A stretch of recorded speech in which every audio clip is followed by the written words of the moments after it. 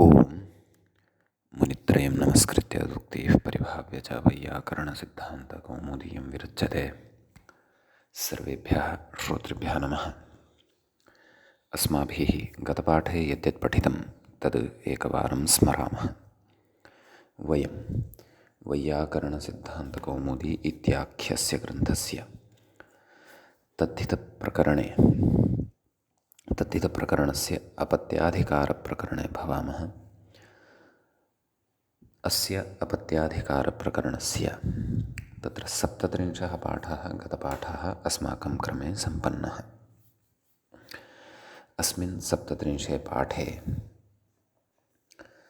सर्वादौ अस्माभिः कुर्वादिभ्यो ण्यः इति सूत्रं पठितं।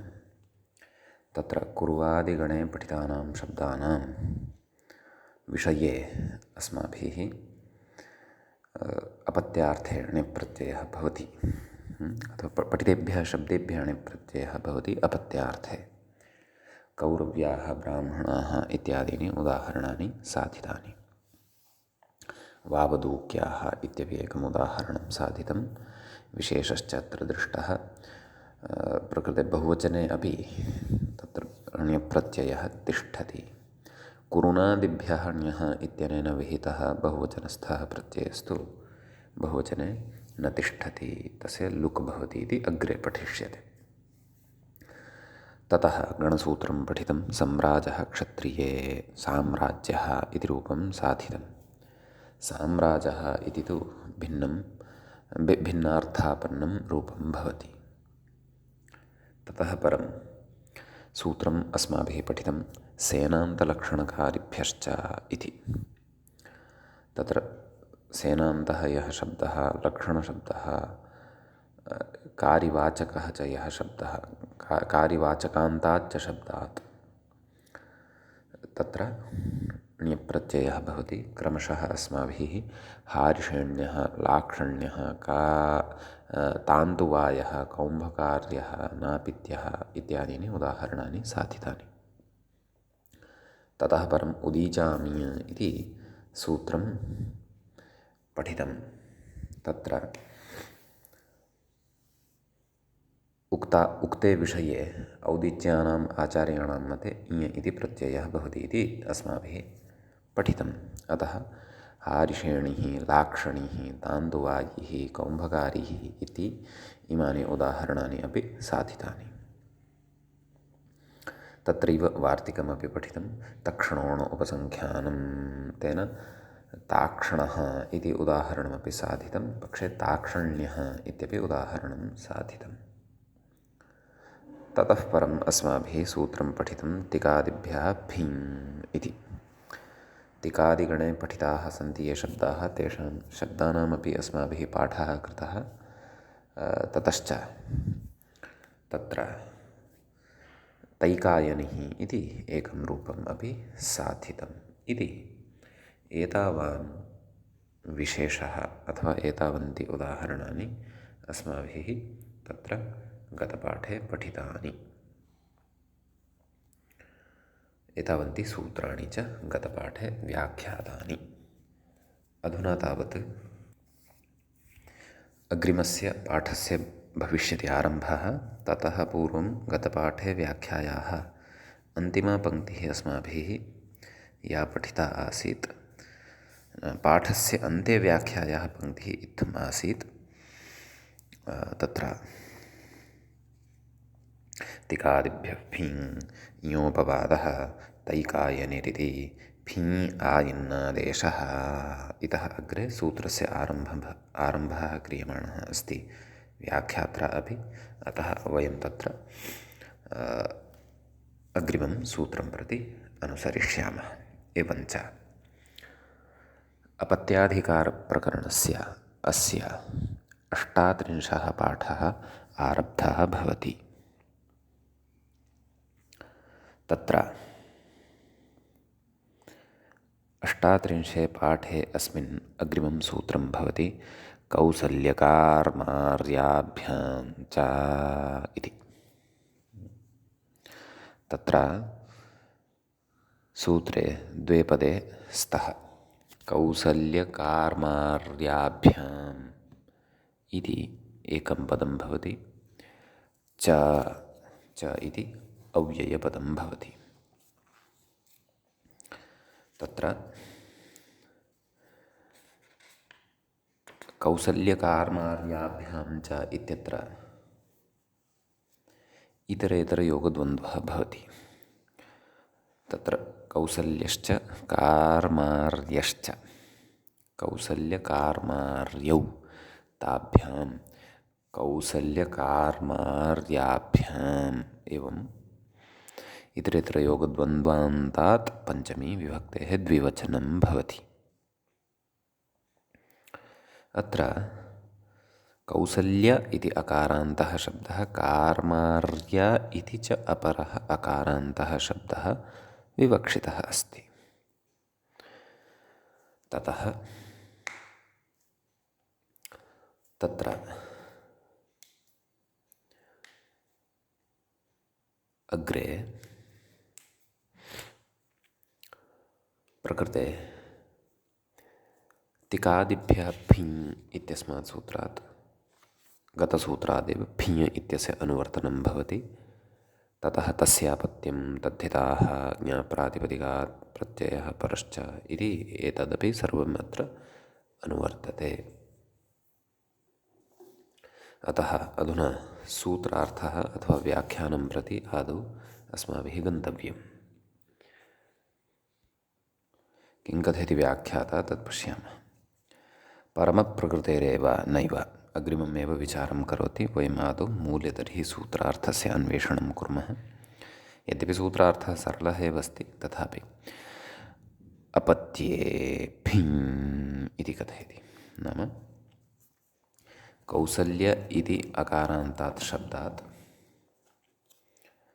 अपि च कार्मार्य इति अकारान्तात् शब्दात् अपत्ये अर्थे फिञ् इति प्रत्ययः भवति इति।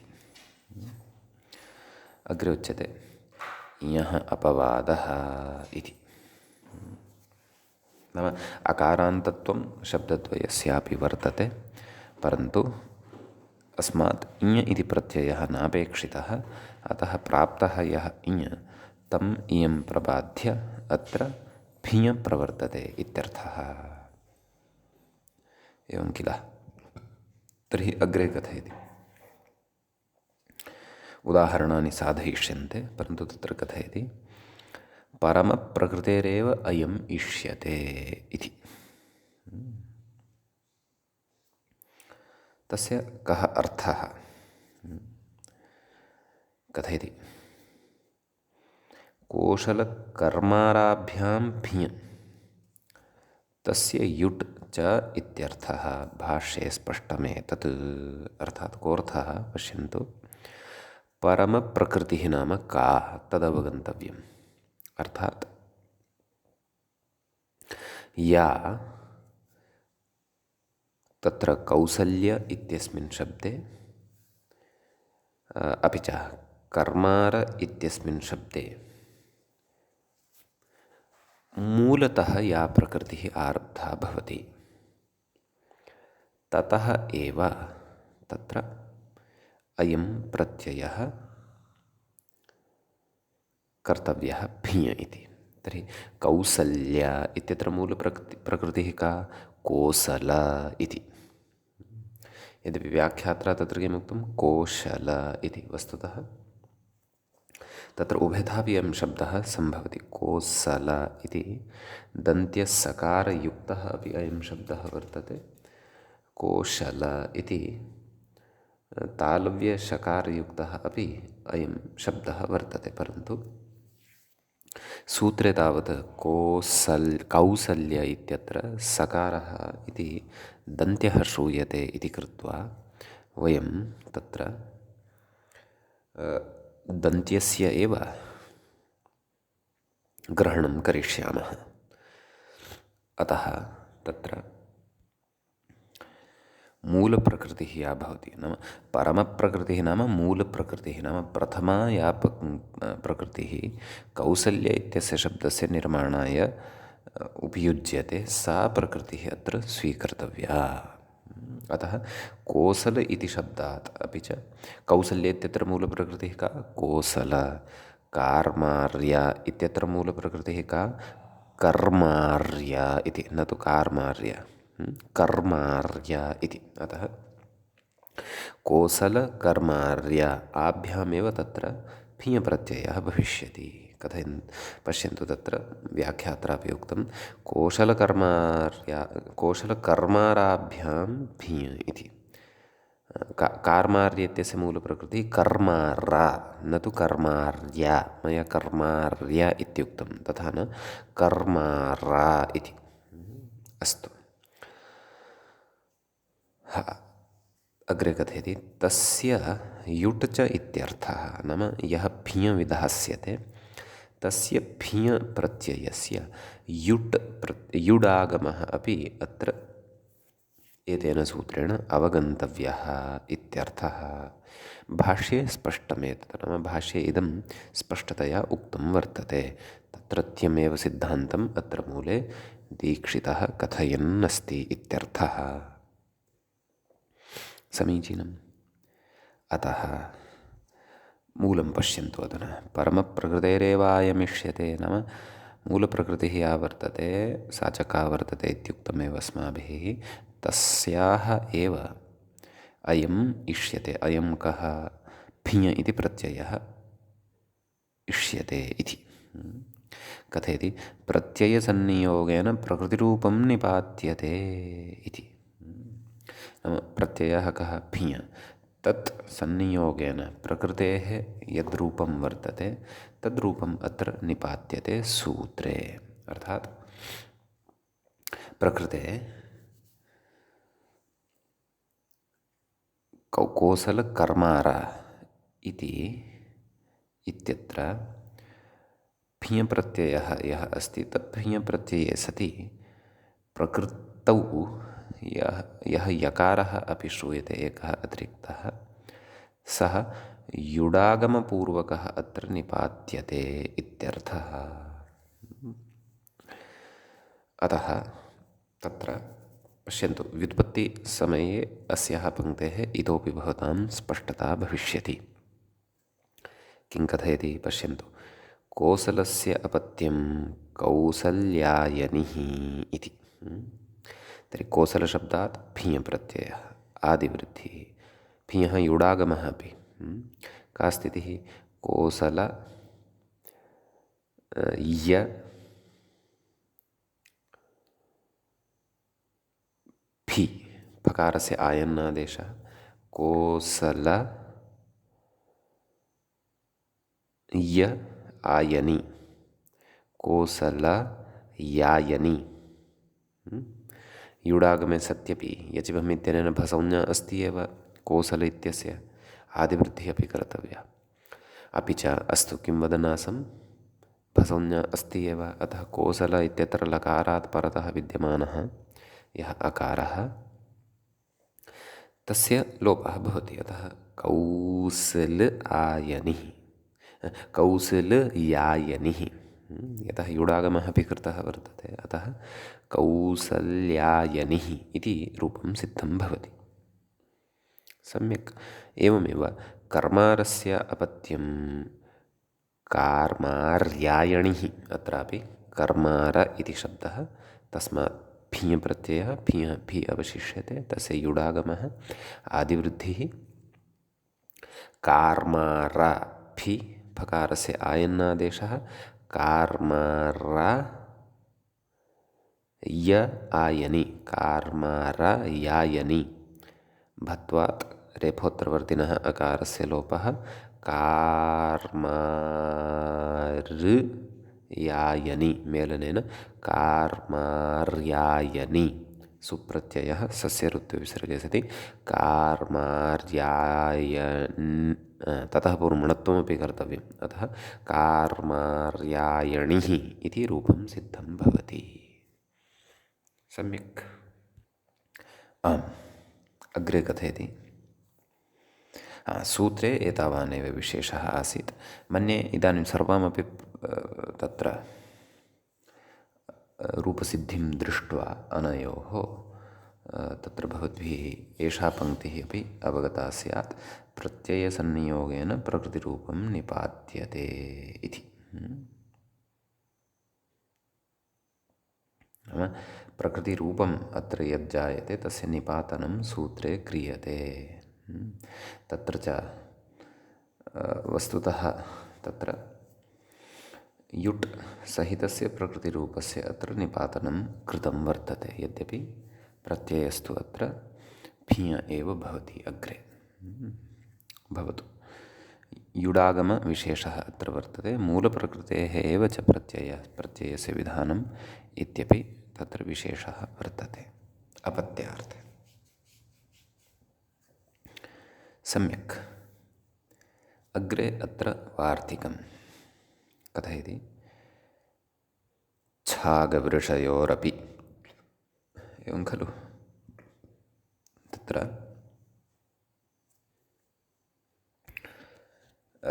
वार्तिके द्वे पदे स्तः, छागश्च वृषश्च, छागवृषौ तयोः छागवृषयोः इति। तत्र वृषभस्य अर्थे अपि वृषशब्दः उपयुज्यते, उक्षा, भद्रः, बलीवर्तः, एवं वृषभस्य अर्थे अपि वृषशब्दः अपि प्रयुज्यते वृषभस्य अर्थे। भवतु नाम। तर्हि कथयति अनयोः अपि, व्याख्याता कथयति, फिञ तस्य च युट् इति शेषः इति, युट् च इति वक्तव्यम् इत्यर्थः। नाम छाग शब्दः यः वर्तते, वृषशब्दः च यः वर्तते इति आभ्यां शब्दाभ्याम् अपि तत्र फिञ इति प्रत्ययः तस्य च युडागमः वक्तव्यः। नाम अनयोः शब्दयोः विषये अपि नाम सूत्रे या व्यवस्था उक्ता प्रत्ययस्य आगमस्य च, सा व्यवस्था अनयोः शब्दयोः अपि भवति इति वार्तिकस्य अर्थः। ततश्च निष्पन्नः अर्थः तु अयं भवति यत् छागशब्दात् अपि च वृष इत्यस्मात् शब्दात् तत्र फिञ इति प्रत्ययः भवति, युडागमश्च तस्य भवति इति उदाह्रियते। छाग्यायनिः, तर्हि छाग्याः अपत्यम् अथवा छागस्य अपत्यम् इति विग्रहे छाग फिञ युडागमः पर्जन्यवल्लक्षणप्रवृत्त्या आदिवृद्धिः। अतः छागयायनिः, छागयायनि भत्वात् गकारोत्तरवर्तिनः अकारस्य लोपः, छाग्यायनिः इति रूपं तत्र सिद्धं भवति। समीचीनम्। एवमेव कर्मारस्य अपत्यं क्षन्तव्यः, वृषस्य अपत्यं वार्ष्यायणिः इति भवति। अतः वृषशब्दात् फिञ आयनादेशः आदिवृद्धिः युडागमः, फिञः युडागमः, आदिवृद्धिः च अत्र आर् इति रपरसति प्रवर्त्स्यति। अतः वार्ष्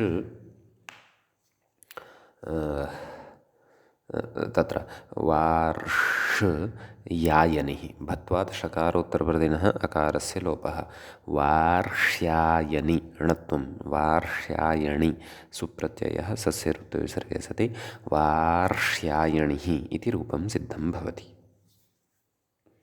समीचीनम्। एवञ्च वार्तिकस्थः अपि अयं विशेषः अस्माभिः चर्चितः। आहत्य कौसल्यकार्मार्याभ्यां च इति सूत्रस्थः विशेषः अत्र सम्पन्नः भवति। इदानीम् अग्रिमं सूत्रम् अस्माभिः पठनीयम् अस्ति। अग्रिमं च सूत्रम् इत्थं भवति, तत्र अणोद्व्यचः इति। अणः इति पञ्चमी विभक्तेः एकवचनं भवति, द्व्यचः इति अपि पञ्चमी विभक्तेः एकवचनं भवति। अणः इत्यस्य विशेषणपदं भवति द्व्यचः इति। तत्र द्वौ अचौ यस्मिन् सः द्व्यच् भवति इति तत्र बहुव्रीहिसमासः अवगन्तव्यः। तस्मात् द्व्यचः तिकादिभ्यः फी इत्यस्मात् फी इत्यनुवर्तते। तस्यापत्यं समर्थानां प्रथमाद्वा तस्यापत्यं तद्धिताः ज्ञाप्रातिपदिकात् प्रत्ययः परश्च एतत् सर्वमपि अत्र अनुवर्तते। ततः किं कथयति व्याख्याता इति पश्यामः। अपत्ये फीति कथयति शेषपूर्णमिदं मूले पश्यन्तु। अपत्ये फीं नाम तादृशः कश्चन शब्दः, यः शब्दः तत्र अणप्रत्ययान्तः भवति, किञ्च द्व्यच एव भवति, नाम तस्मिन् द्वौ एव स्वरौ स्यातां तस्मिन् शब्दे, अपि च अणप्रत्ययान्तः सः शब्दः स्यात्। एतादृशात् शब्दात् अथवा एतादृशात् प्रातिपदिकात् अपत्ये अर्थे फी इति प्रत्ययः भवति। एवं खलु। अतः तत्र उदाहरणम् अस्माभिः साधनीयम्। उदाहरणे स्पष्टीभविष्यति यत् कथं सः शब्दः अण्णन्तः भवति, कथञ्च तस्मात् अस्माभिः फिया रूपं साध्यते। तत्र कथयति इयोपवादः इति, नाम अकारान्ततया इय तत्र प्राप्तः भवति, तस्य अयम् अपवादः भवति इत्यर्थः। रूपं साध्यते तत्र कार्त्रायणिः इति। तर्हि तत्र कार्त्रायणिः इत्यत्र आदौ कर्तुः छात्रः कश्चन वर्तते, कर्ता, तस्य छात्रः इत्यस्मिन् अर्थे तस्येदम् इत्यनेन सूत्रेण अण इति प्रत्ययः क्रियते। व्याख्याता अपि कथयन्नस्ति पश्यन्तु। शेषपूर्णमेतदनन्तरं किं कथयति।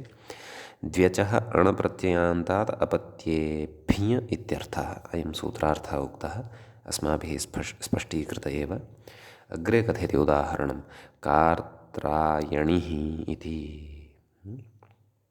तत्र कर्तुश्छात्रः कार्त्रः कथं सिद्ध्यति, तस्य सिद्धिम् आदौ कथयति।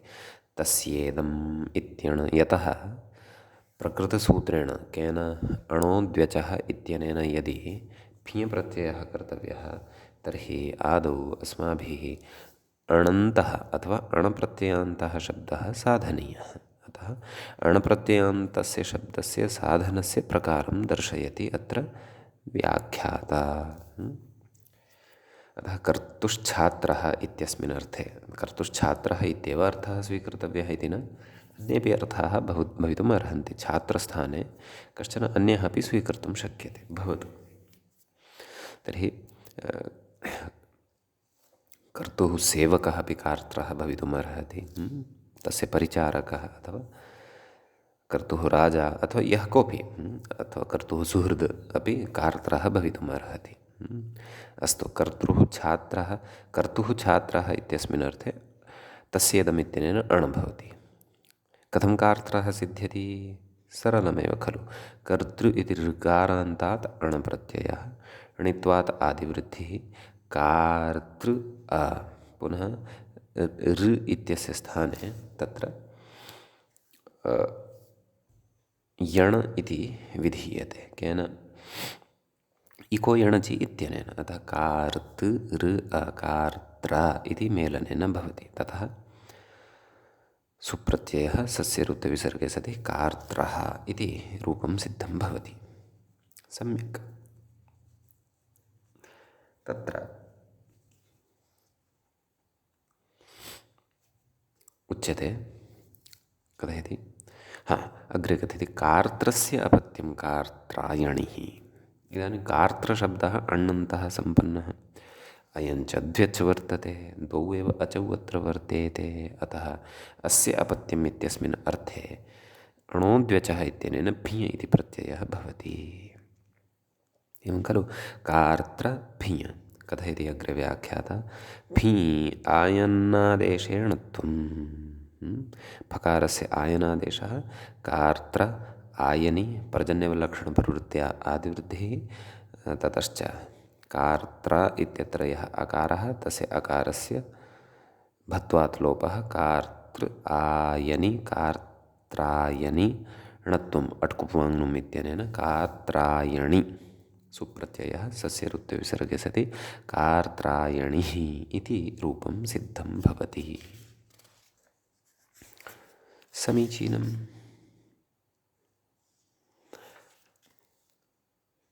तत्र वृत्तिकारेण हार्त्रायणिः इत्यपि रूपं साधितं वर्तते। हर्तुः अपत्यं नैव, हार्त्रस्य अपत्यं हार्त्रायणिः, यथा कार्त्रस्य अपत्यं कार्त्रायणिः इति साधितं भवतु। समानः एव विषयः, नास्ति तत्र पृथक् विशेषः। अग्रे दाक्षायण इति मूले द्रष्टव्यं। किं कथयति? अणः इति किं? दाक्षायणः नाम अण्णन्तादेव एषः भिञ। यस्तु अण्णन्तः नास्ति ततः अयं भिञ भवितुं नार्हति इत्युच्यते। समीचीनम्। अतः कथयति दक्षस्य अपत्यं दाक्षिः। सम्यक्। अत इञ इत्यनेन इञ क्रियते, तदेव अग्रे कथयति। अत इञ अग्रे कथयति दाक्षेः अपत्यं दाक्षायणः इति। नाम दाक्षिशब्दः अपि अण्णन्तः नैव, दाक्षिशब्दः अपि द्व्यच एव वर्तते, तस्मिन् अपि द्वौ एव अचौ स्तः, परन्तु सः न अण्णन्तः, सः तु इयन्तः। अतः अत्र भिञ न भविष्यति, अपि तु किं भविष्यति तद्विषये अग्रे कथयति व्याख्याता। ञञोश्च इति फक्, नाम ञञोश्च इत्यनेन सूत्रेण तत्र फक् प्रत्ययः भवति। तदेव कथयन्नस्ति अण्णन्तत्वाभावान् भिञ इति भावः। नाम सति द्व्यच्त्वे अपि तत्र अण् प्रत्ययः अन्ते नास्ति इति कृत्वा तत्र नाम भिञ प्रत्ययः अपि न भवति, अपि तु फक् एव भवति। तस्य आयन् इत्यादेशे कृते सति दाक्षि आयन प्रजन्यवलक्षणप्रवृत्ति आदिवृद्धिः इकारलोपः दाक्ष आयन दाक्षायन सुप्रत्ययः सस्य ऋत्विसर्गे सति दाक्षायणः इति रूपं सिद्ध्यति। सम्यक्। तर्हि दक्षस्य अपत्यं पुमान् दाक्षिः, दाक्षेः अपत्यं दाक्षायणः इति एवं रीत्या अत्र अवगन्तव्यं। तर्हि एवञ्च इमानि रूपाणि अत्र अस्माभिः साधितानि। ततः अग्रे अन्यत् प्रत्युदाहरणम् अस्माभिः चिन्तनीयं वर्तते। मूले किमुक्तं तद् द्रष्टव्यमादौ। द्व्यचः किम् औपगविः इति, नाम द्व्यचः एव एषा व्यवस्था। अण्णन्तः अस्ति परन्तु द्व्यच नास्ति सः शब्दः, तर्हि तु अयं भिञ न भवति इति। अतः औपगविः इत्यत्र औपगव इति शब्दात् भिञ प्रत्ययः न भवति इति कथयति। उपगोर्गोत्रापत्यम् औपगवः। औपगवः इति अणप्रत्ययान्तः तस्येदमित्यनेन अणप्रत्ययान्तः अस्माभिः पूर्वं साधितः एव वर्तते, जानीमः वयम्। अतः कथयति तस्यापत्यम् औपगविः युवा इति। अतः तत्र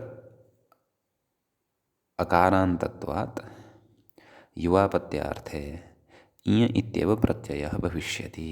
अतः औपगविः इति रूपं तत्र भविष्यति इति। समीचीनम्। तत्र अस्माभिः अण्णन्तत्वात् फिञ् इति कर्तुं न शक्यते. कुतः? यतः तत्र अस्माकं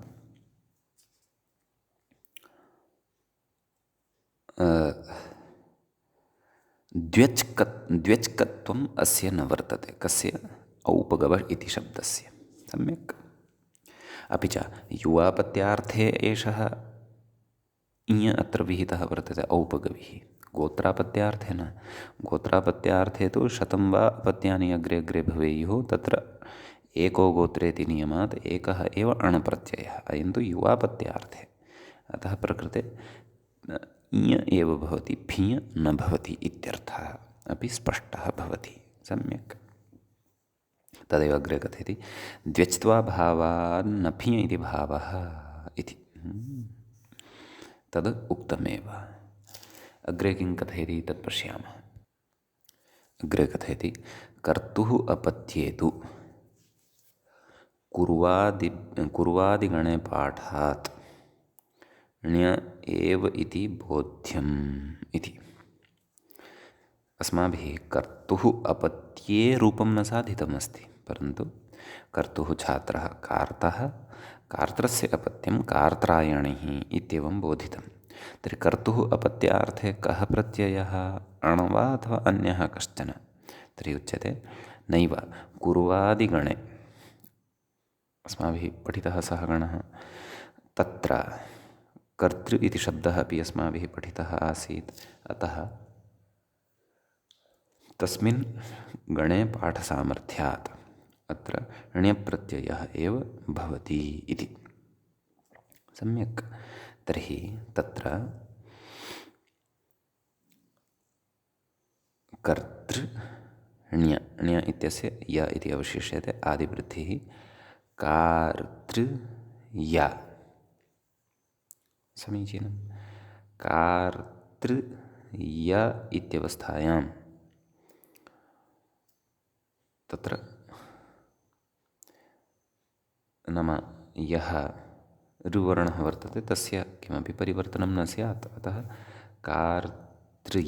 कार्तृय इति किमपि सन्धिकार्यं प्राप्तं भवति वा? न. अथवा गुणादिकं ऋवर्णस्य प्राप्तं भवति वा? तत्र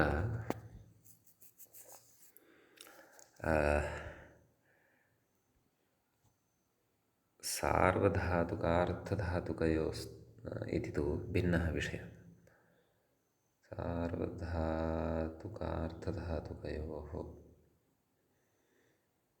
किल, सार्वधातुकश्च आर्धधातुकश्च क्षन्तव्यः. अनयोः परयोः इगन्तस्य अङ्गस्य गुणः स्यात् इत्युच्यते. तर्हि प्रकृते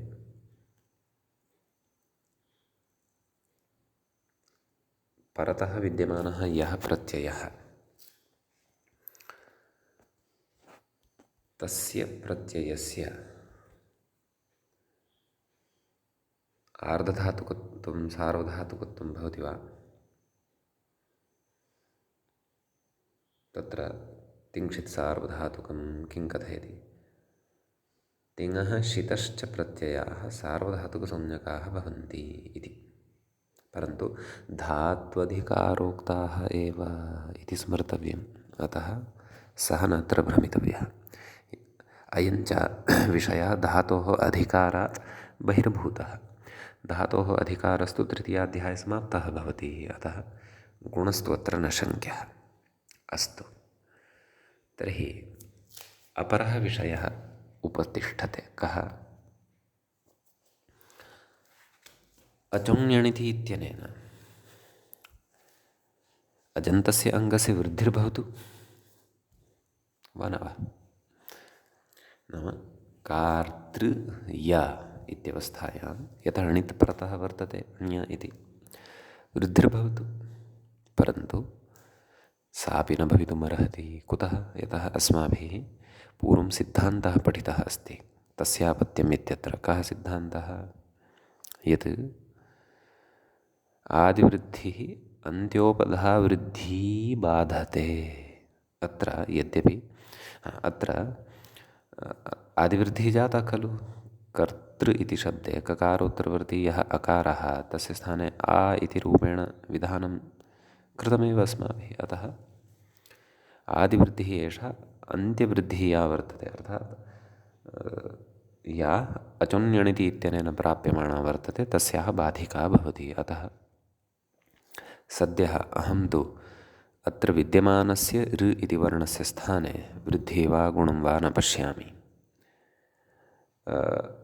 अत एव न व्याख्यात्रा अपि तत्र निष्पन्नं रूपं नोक्तम्। अतः विधानस्य अलाभे सति अस्माभिः सद्यः तावत् कार्त्र्य इत्येव उदाहरणम् अवगन्तव्यं। नाम कर्तुः अपत्यं कार्त्र्य, नाम मध्ये ऋ इत्यस्य वर्णस्य एव तत्र श्रवणं भविष्यति। एवं खलु? यकारादिप्रत्यये परतश्च यणः विधानं प्रायः नास्ति इति मम सद्यः स्मरणशक्तिः द्वारा मया इत्थम् स्मरणशक्तिद्वारा इत्थं मया अनुमीयते। विशेषः यदि कश्चन अत्र स्यात् तर्हि भवन्तः श्रोतारः निश्चयेन मां सूचयिष्यन्ति। अतः कार्त्र्य इति उदाहरणं कर्तुः अपत्यार्थे सद्यः भवतु। ततः अत्र मूले वार्तिकमेकं चर्चितं। पश्यन्तु, त्यदादीनां फिङ् वा वाच्यः। नाम त्यदादिगणं वयं जानीमः, स च गणः सर्वादिगणे भवति पठितः। तेभ्यः शब्देभ्यः, त्यदादिगणे पठितेभ्यः शब्देभ्यः फिञ् प्रत्ययः अपत्यार्थे विकल्पेन वक्तव्यः इति वार्तिकस्य अर्थः भवति। सम्यक्। अतः तत्र त्यस्य अपत्यं त्यादः इति रूपम् अस्माभिः साधयिष्यते। कस्य? त्यस्य। त्यदादिगणे आद्यः शब्दः त्यद् इति खलु। अतः तत्र फिञ् प्रत्ययः यस्मिन् पक्षे भवति तत्र त्यादायनिः इति रूपं। कथं प्रक्रिया? त्यद् फिञ्, आदिवृद्धिः त्याद् फिञ्, फकारस्य आयन्नादेशः त्याद् आयनि, त्यादायनि, सुप्रत्ययः सस्य विसर्गे सति त्यादायनिः इति रूपं सिद्ध्यति। सम्यक्। पक्षे अण अपि भवति, यथा विकल्पेन उच्यमानं वर्तते। अतः त्यादः, त्यस्य अपत्यं त्यादः इति। एवं तद् शब्दः अस्ति, त्यद् तद् एतद् एवं रीत्या सन्ति खलु तत्र शब्दाः। अतः तस्य अपत्यं तादायनिः इति, अथवा तादः इति। एतस्य अपत्यम् ऐतदायनिः अथवा ऐतादः इति। सम्यक्। एवमेव अन्येपि शब्दाः ये त्यदादिगणे पठिताः तेभ्यः विकल्पेन फिञ् प्रत्ययः अपत्यार्थे वक्तव्यः इति कथयति। इति क्वचित् पुस्तके दृश्यते। नाम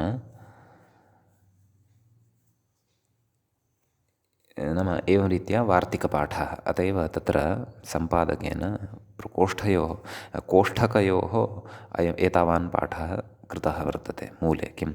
त्यदादीनां फिञ् वा वाच्यः त्यादायनिः त्यादः इति। नाम इति क्वचित् पुस्तके दृश्यते। नाम बालमनोरमाकारः अपि एतं पाठं क्वचित् पुस्तके दृष्टवान्, परन्तु कथयति तत्तु प्रामादिकं।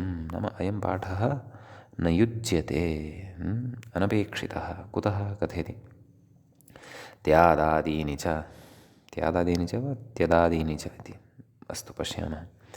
इति त्यदादीनां वृद्धत्वात्। ओहो हा हा, सम्यक् सम्यक्। त्यदादीनि च, अत्र अकारं योजयन्तु। त्या इति कृतवान् अस्ति खलु सूत्रे, तत्र त्य इत्येव कुर्वन्तु। त्यदादीनि च इति सूत्रम् अस्ति, वृद्धसंज्ञाविधायकं। कथयति त्यदादीनि च इति त्यदादीनां वृद्धत्वात्, न वृद्धसंज्ञा अस्ति एव।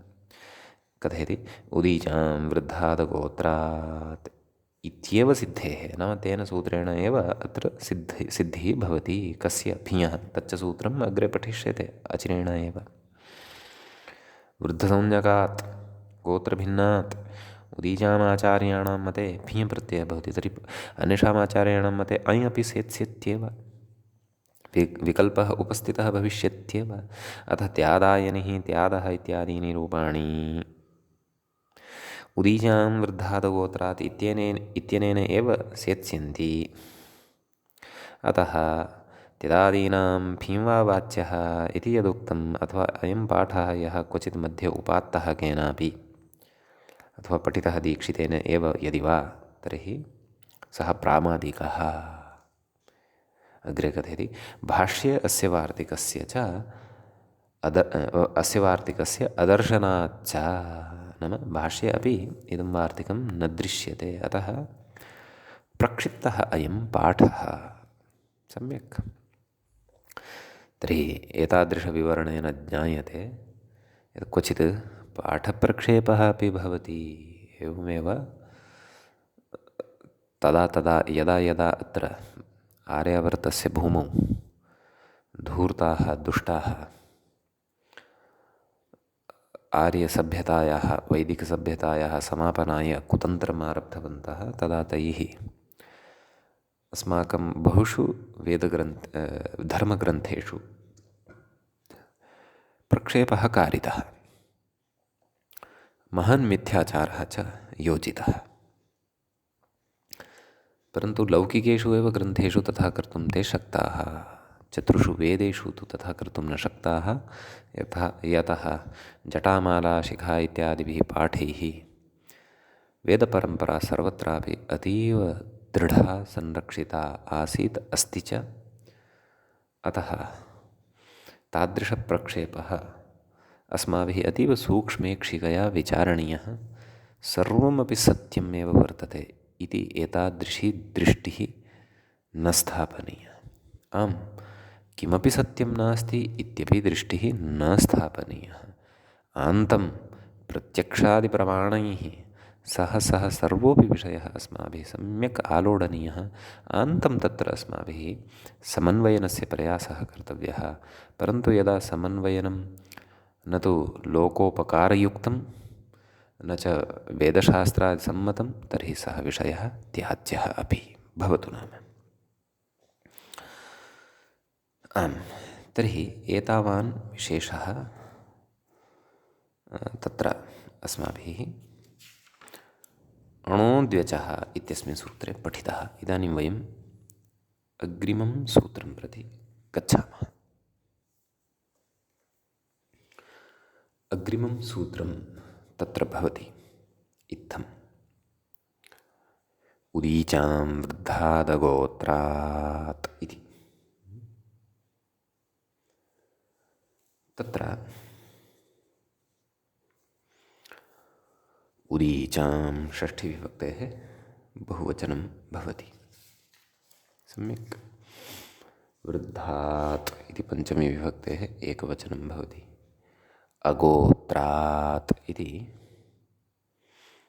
अपि पञ्चमीविभक्तेः एकवचनं भवति। अगोत्रात् इत्यत्र नञ् तत्पुरुषः वक्तुं शक्यः। समासाः च अस्माभिः पठिताः एव सन्ति, अतः वयं जानीमः, तत्र अस्माकं परिचयः अस्त्येव। भवतु। तर्हि तत्र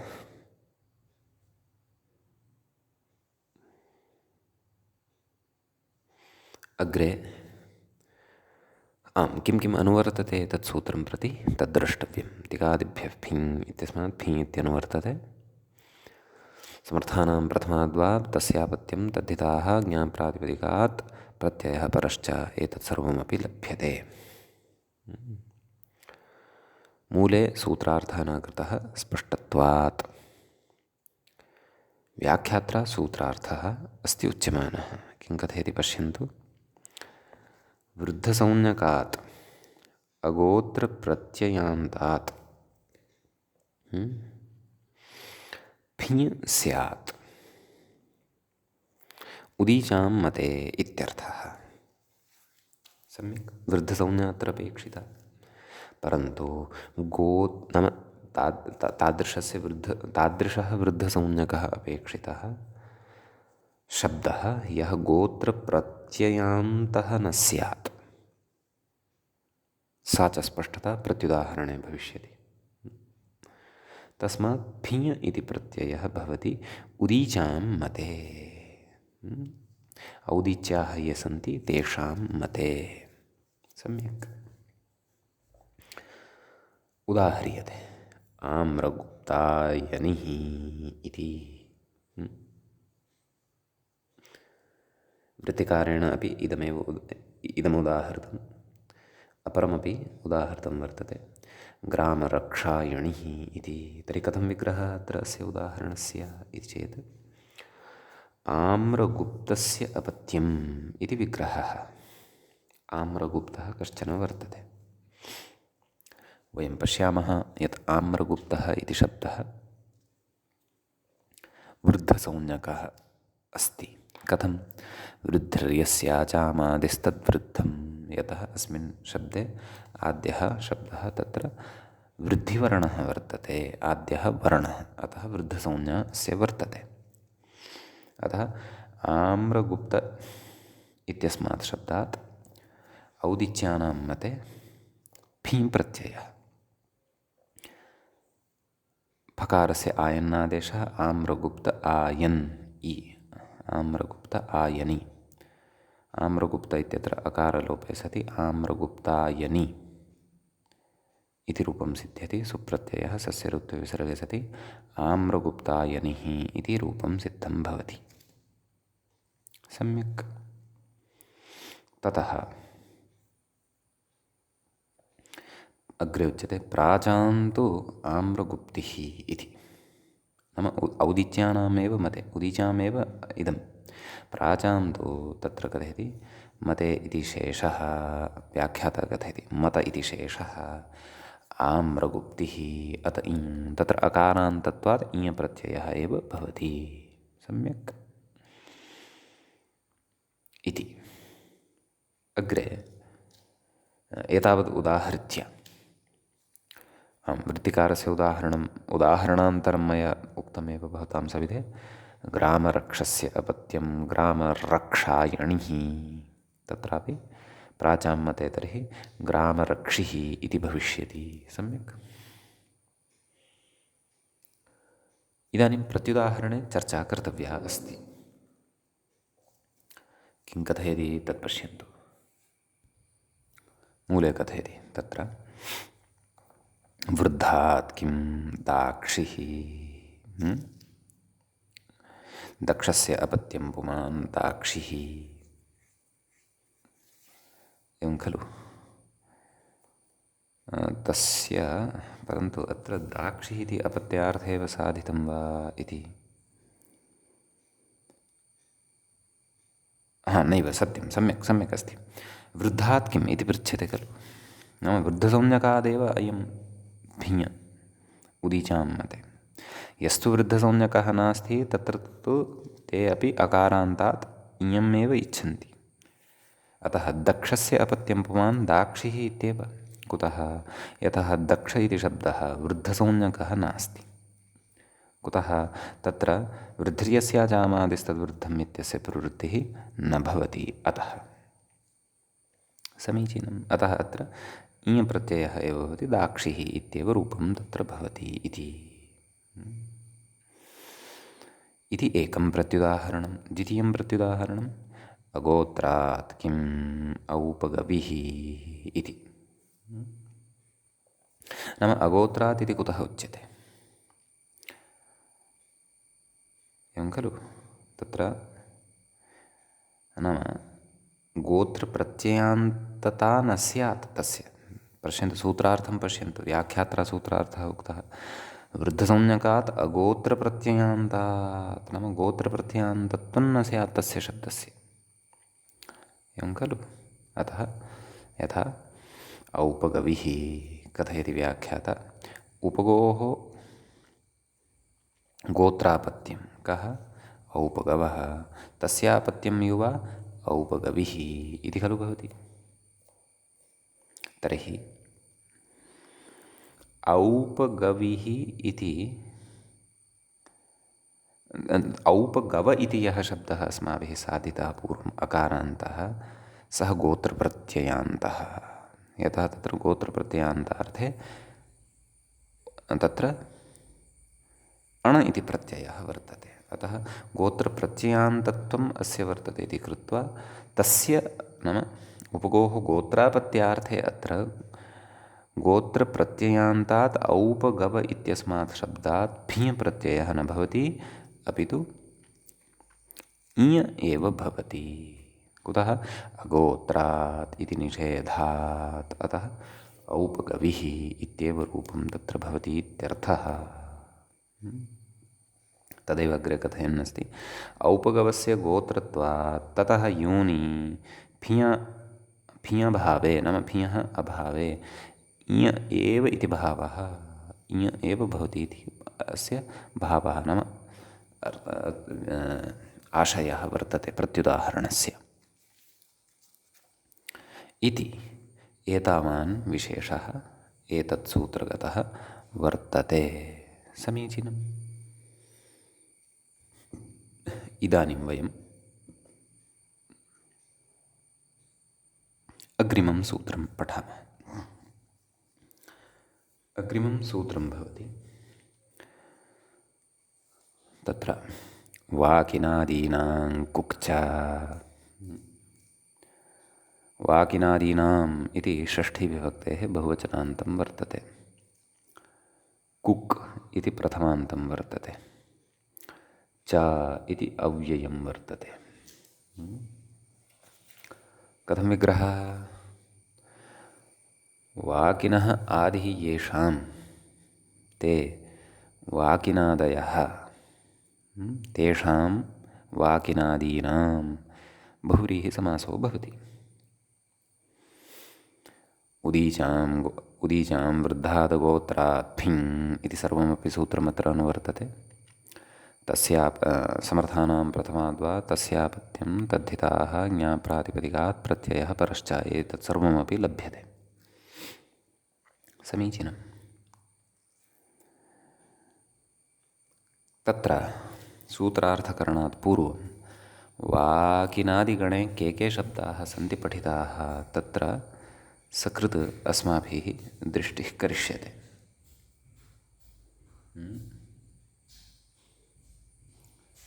तत्र इत्थं पाठः वर्तते, गणपाठः। वाकिन, गौधेर, कार्कश, काक, लङ्का, एकं गणसूत्रमपि वर्तते। चर्मिवर्मिणोर्नलोपश्च इत्यपि तत्र दृश्यते। अयं वाकिनादिगणः। सम्यक्। एतेषां तत्र सूत्रार्थं कथयति, व्याख्यातादौ कथयति, शेषपूर्णेन सूत्रं व्याचष्टे। तत्र अपत्ये फिङ् वा इति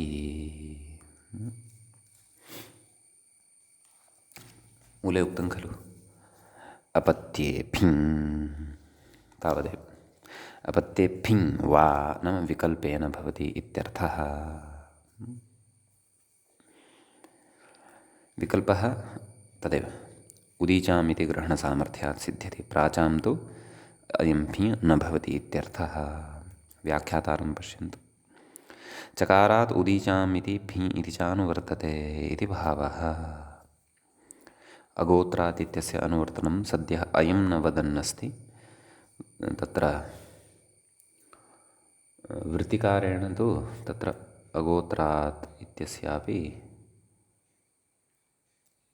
अनुवर्तनं स्वीकृतम् इति भाति। एकवारं पश्यामः। वाकिनादिभ्यः अगोत्रेभ्यः तेन स्वीकृतं वर्तते भवतु नाम। किं कथयति? चकारात् उदीचाम् इति फी इति च अनुवर्तते इति भावः। अस्तु, अनुवृत्तिः दृष्टा। अग्रे कथयति, नाम सूत्रार्थम् इतोपि विस्तरेण सरलतया च कथयन्नस्ति व्याख्याता। किं कथयति? तथा च वाकिनादिभ्यः फीं वा स्यात्, नाम वाकिनादिगणे पठितेभ्यः शब्देभ्यः फीं प्रत्ययः भवति। प्रकृतीनां कुगागमश्च इति फलितं। वाकिनादीनि यानि प्रकृतिस्वरूपाणि वर्तन्ते, नाम नाम शब्दस्वरूपाणि यानि अस्मिन् गणे पठितानि सन्ति, तेषां कुगागमः अपि भवति इति अर्थः सूत्रस्य अस्माभिः अनुवृत्त्यादिकं सर्वमपि स्वीकृत्य अत्र भवति ज्ञातः। समीचीनं भवतु। इदानीम् उदाहरणं साधनीयं। तत्र कथयति, वाकिनस्य अपत्यं वाकिनकायनिः विशिष्टः प्रयोगः पक्षे वाकिनिः इति। नाम अयं फिञ् अयञ्च कुक् तत्र उदीचां मते एव, प्राचां मते तु नायं फिञ् न चायं कुक् इति। अतः वाकिनस्य अपत्यम् इत्यस्मिन् अर्थे फिञ् प्रकृतेः कुगागमश्च वाकिन क फि पर्जन्यवल्लक्षणप्रवृत्त्या आदिवृद्धिः, वाकिनक् फि फकारस्य आयनादेशः, वाकिनक आयनि मेलनेन वाकिनकायनि सुप्रत्ययः सस्यऋत्विसर्गे सति वाकिनकायनिः इति रूपं तत्र सिद्धं भवति। समीचीनं। तत्र वाकिन कश्चन स्यात्, तस्य आख्या स्यात्, ऐतिह्यम् अत्र द्रष्टव्यं भवतु। अग्रे अथवा कविप्रयोगः द्रष्टव्यः भवतु। अग्रे पक्षे वाकिनिः इति रूपं साधितवान्।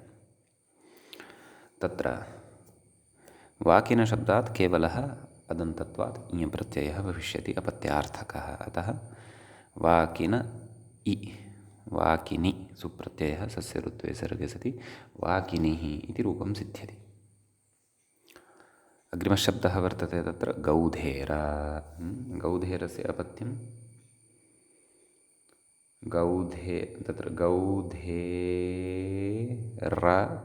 आयनि गौधेरकायनिः पक्षे गौधेरिः इति भविष्यति। कार्कष इति शब्दः वर्तते, अतः कार्कषकायनिः कार्कषकायनिः इति फिञः कुकः च पक्षे रूपं, पक्षे कार्षकिः। काकशब्दः अपि अस्ति, पश्यन्तु। अतः काककायनिः काकस्य अपत्यं काककायनिः। वस्तुतः एकमेकं शब्दमपि आदाय गणपाठस्य विचारणं कुर्मः यदि, तर्हि अतीव विशिष्टाः प्रयोगाः कदाचित् ज्ञाताः भवन्ति। अतः काकस्य अपत्यं काककायनिः, काककायनिः इत्यपि काकिः इत्यपि। ततश्च लङ्कायाः अपत्यं लाङ्काकायनिः लाङ्काकायनिः इति एकः प्रयोगः, लाङ्किः इति च अपरः, नैव स्त्रीत्वात् ढक् तत्र भविष्यति, लाङ्केयः कदाचित्। चर्मिणो वर्मिणो नलोपश्च इत्यपि अस्ति खलु तत्र, तद् अत्र न व्याख्यातं खलु। अस्तु, कदाचित् प्रसङ्गान्तरे व्याख्यां कुर्यात् तस्यापि, परन्तु चर्मिन् इति शब्दः वर्मिन् इत्यस्य नकारस्य लोपः अपि भविष्यति। अतः चार्मिकायनिः इति वार्मिकायनिः इत्यादीनि अपि रूपाणि तत्र अस्माभिः अवगन्तव्यानि भवतु। इति अयं विशेषः वाक्यनादिना गुक्चा इत्यस्मिन् सूत्रे वर्तते। अद्य तावत् वयम् एतावन्तमेव विषयं पठित्वा अत्रैव एतं पाठम् उपसंहरामः। मङ्गलं भवति। मुनित्रयं नमस्कृत्य उक्तिः परिभाव्य च वैयाकरणसिद्धान्तकौमुदीयं विरच्यते। एवञ्च अपत्याधिकारप्रकरणस्यास्य अयम् 38 पाठः सम्पन्नतां गतः। नमः सर्वेभ्यः श्रोतृभ्यः।